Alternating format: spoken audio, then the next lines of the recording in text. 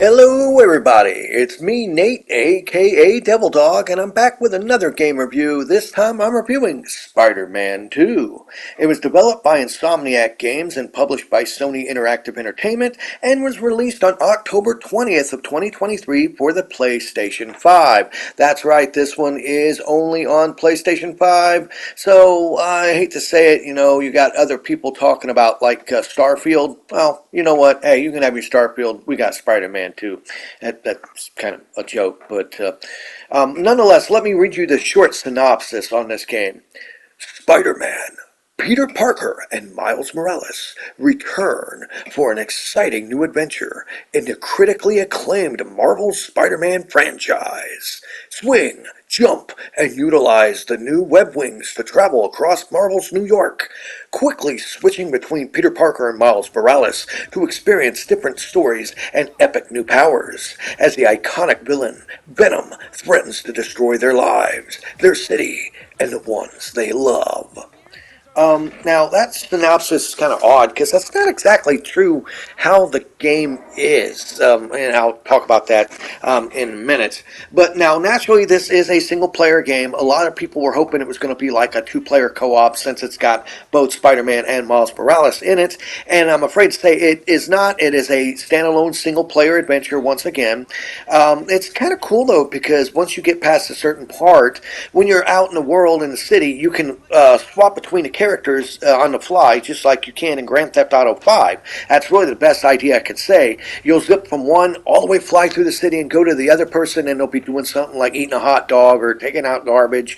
And it's really cool how they do that. So I like that. I don't mind when games copy off of other games if they use it in a good way, and I do actually like that.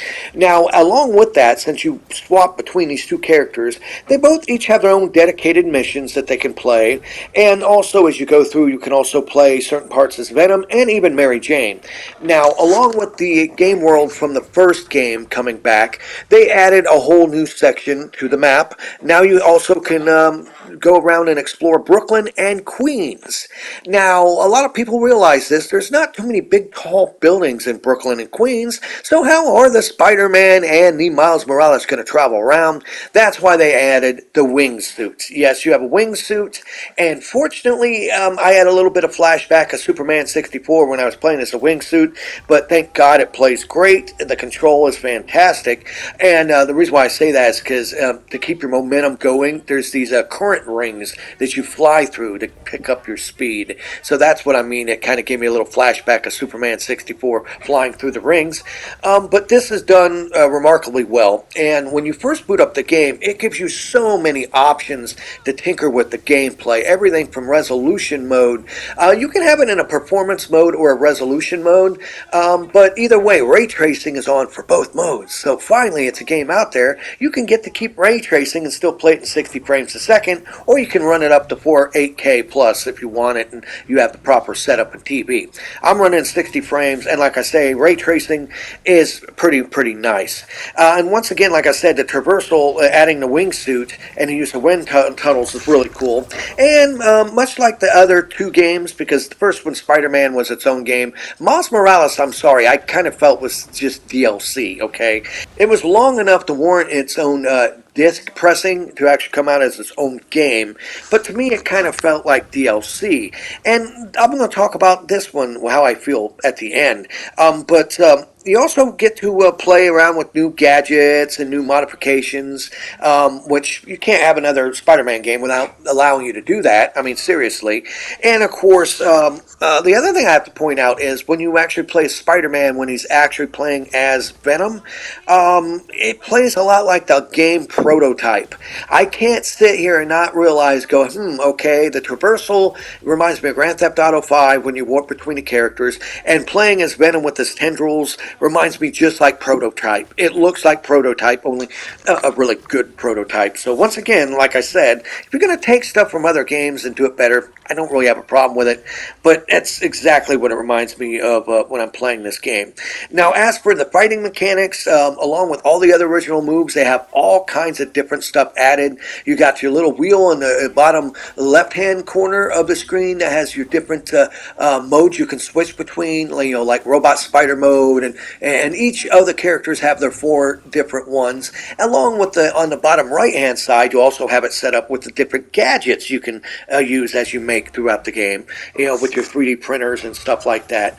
So it adds a nice amount of versatility and variety to it, which is good because this game plays a lot harder. It's significantly harder than the last two games combined. They have these big baddie guys that come out now, and the only real way to fight them is you have to be able to counter them or block them, move out of the way at a specific time frame in order to weaken them enough to be able to beat them down. So it adds a little bit more complex stuff to it, along with all these other enemies attacking you at the same time. Now, both the characters also have their own separate skill trees, which didn't really have too many skills, and I don't think you could actually unlock all of them in one playthrough, which is kind of weird. I know they're going to come out with a patch with a New Game Plus. It currently does not have a New Game Plus mode, but I'm sure they're going to come out with a patch soon for New Game Plus if you want to play through it again. But each skill tree has some pretty good skills, and on top of that, there's also a shared skill tree between both Spider-Man and Miles Morales. So when you unlock items in that, they both get to use them. That's like basically where you get the wingsuit and several other upgrades as well, which is done fairly well. Now, throughout this game, it is only about 20 hours long, which that's one thing that kind of gets to me. When you think nowadays with these AAA blockbuster games that can go 50, 60 plus hours, this one is only clocking in at around 20 hours or so. You can beat it a little bit quicker than that, or you can take your time and take longer than that, but the average time that it took me to beat it was about 20 hours total. And I think there's 12 different villains in it you can actually go and fight against. Some are returning while others are new as well. As you can see by the footage here, it's strictly all early footage of you fighting Sandman and some other things. I hope I don't spoil it for you. But I thought this looked cool, so I wanted to have it, because it reminds me of like a God of War.